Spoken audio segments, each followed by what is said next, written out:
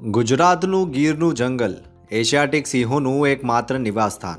અહીં સિંહોના સંરક્ષણ માટે પુરુષો સાથે ખભેથી ખભો મિલાવીને મહિલાઓએ ઇતિહાસમાં એક નવી ગાથા કંડારી છે.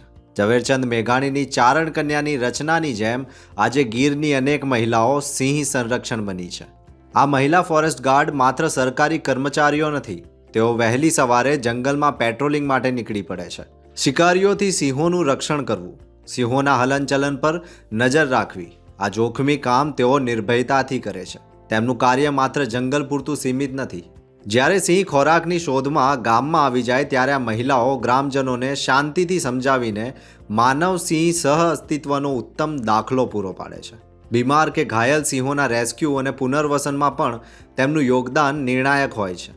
ગીરની આ મહિલા ફોરેસ્ટ ગાર્ડ સાબિત કરે છે કે શારીરિક શ્રમ અને જોખમથી ભરેલા ફોરેસ્ટ વિભાગના કામમાં મહિલાઓ પણ એટલી જ સક્ષમ છે. તેમનું સાહસ અને સમર્પણ ગુજરાત અને સમગ્ર દેશ માટે ગૌરવ છે અને સિંહોના ભવિષ્યને સુરક્ષિત કરવામાં તેમની ભૂમિકા મહત્વની છે. ધન્યવાદ. આભાર.